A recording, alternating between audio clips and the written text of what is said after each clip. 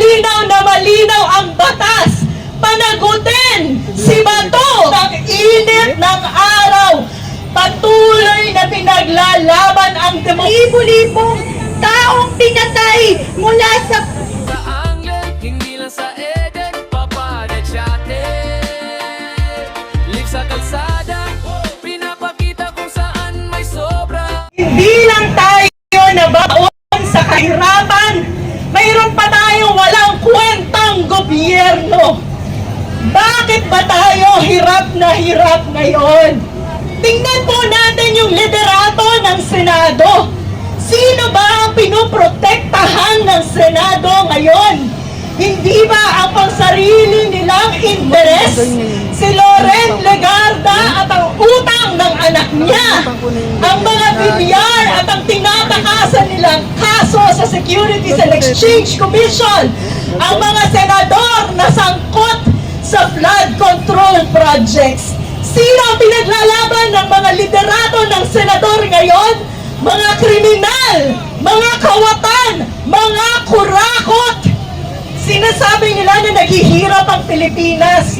Bakit kailangan litisin si Sara? Precisely po! Naghihirap ang mga Pilipinas dahil sa inyong mga politikong kawatan.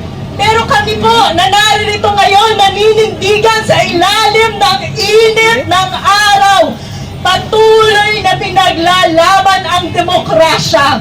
Dahil naniniwala na isang araw, magkakaroon tayo ng pamahalaan na maninindigan para sa ating mga Pilipino.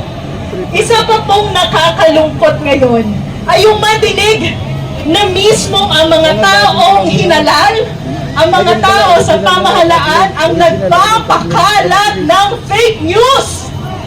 Hindi raw pwedeng arestuhin si Bato dahil walang local na warrant of arrest. Isa po yung kasinungalingan. Kahit ilang libo pang resolusyon ang ipasa ng Senado, malinaw na malinaw ang batas. Panagutin si Bato, i-turn over sa ICC. Pero ano ang ginagawa ng ating Senado? Mukhang pagbabayarin pa tayo araw-araw ng libreng aircon, di ba to? Staycation muna daw sa Senado. Ang sarap ng buhay, hindi po ba? Si Sara Duterte nagnakaw, may due process. Si Bato, pumatay, pero magbabakasyon pa sa Senado. Pero yung mga biktima nilang na EJK, may katarungan bang nakukuha? Wala! Kaya po tayong mga Pilipino, nakakapagod, napakahirap, pero patuloy tayong magtitiis sa ilalim ng araw, patuloy na babalik dito sa harap ng Senado hanggang si Sara Duterte ay mapanagot, hanggang si Bato de la Rosa ay ma-aresto at maipadala sa dahig. Mabuhay po tayong lahat. Maraming salamat. Sara Duterte! Bato de la Rosa! Po ng Dagwar. At ito po ang isa sa mga reason kung bakit kailangan ipadala si Bato de la Rosa sa ICC. Tama po ba? Tama! Ngayon po tawagin po natin si Kuya Randy de los Santos. Ayan po, yung mga anak nila ay biktima sa AJK. Mga kaibigan, magsasalta na po dito sa stage, no? Ayan. Sara Duterte! Litisin! Litisin! Bato de la Rosa! Arestuhin! Arestuhin! Sara Duterte! Bato de la Rosa! Magandang hapon ho sa lahat. Mga ilang araw ay maraming manifestasyon sa loob ng bulwagang ito. Napakaraming kahilingan ng pagprotekta para naman bigyan ng karapatang pantao ang isang inaakusahan. Ngayong hapon ho, maaari ho ba kaming humiling kasama ko ang mga pamilya na naging biktima ng gera kontra droga? Pakilabas na ho at harapin niyo na ho ang kaso na isinampa laban sa kanya. Hindi ho yung magtatakbuhan tayo na parang mga bata. Akala ko ho may track and field na sa loob ng Senado. Athlete pala siya. So, ngayong hapon ho, nananawagan ho kami mga pamilya na naging biktima. So, sana naman ho ay tingin ninyo yung aming kahilingan. 10 taon na ho ang aming inintay. 10 taon na ho kaming umiiyak din naman eh. Umiyak din ho kami. Totoong iyak ho yung kasi mga biktima ho namin. Mga mahal namin sa buhay ang nawala. Ngayong hapon ho, kasama ko ang mga ilang biktima na naririto.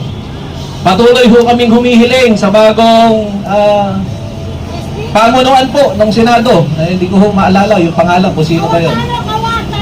Salamat sa pagpapaalala. Okay, so kami ho nananawagan na sana ho ay litisin ang proceeding ho ng impeachment complaint ni Sara. Kami ho ay nananawagan na sana ho ay harapin na ng ating butihing senador. Senador pa ho siya, si Senator Bato de la Rosa. Na sana ho ay lahat po ng mga bagay na ito ay kanilang panagutan. Napatuloy ho kami magbabantay sa inyo sa labas ng Senado. Maraming salamat po. Muli, Sara Duterte, litisin, litisin!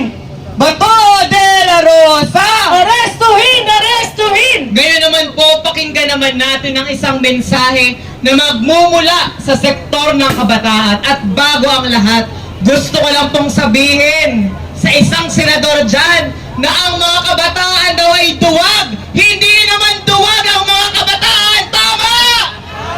Kung ang mga kabataan ay duwag, wala kami dito ngayon! Kaya, tinatawagan namin ang representative mula sa Akbayan Youth, si Claire de la Puente. Palampakan po natin si Claire. Sara Duterte! Litisin! Litisin! Bato de la Rosa! Arestuhin! Arestuhin! Mga kapwa ko, kabataan at estudyante, pwede ba natin marinig ang ating sigaw ngayong hapon? Hindi pa yan malakas, hindi pa yan sapat sa nag-iinit at nag-aalam nating galit ngayong hapon. Pwede ba nating marinig ang mga kasamang kabataan at estudyante ngayong araw? Mga kasama, maliwanag pa sa sikat ng araw. Ngayon na hindi sambayan ng Pilipino ang nirepresenta ng mga tao dito sa Senado, kundi ang kanilang pansariling interes lamang. At malinaw rin na ang pagtangkang pag-delay sa impeachment trial ay nagpapakita kung nakanino ba ang kanilang katapatan. Nakanino ba? Nasa atin ba? Hindi! Hindi dahil syempre, gusto nating bigyan ngayong araw ng special mention yung running man dyan sa Senado, si Bato. Ang kapal ng mukha niyang magpakita sa Senado upang harangin ang paglilitis kay Sara na para bang wala siyang pananagutan na dapat harapin. Na para bang walang pananagutan sa libo-libong taong pinatay mula sa huwad na gera laban sa droga. Sabi niya, miss niya na raw si Tatay Digong. Bakit hindi niya samahan? Bakit hindi niya samahan yung sundo niya na nag-aantay na dito sa labas ng Senado? Tama! Tama!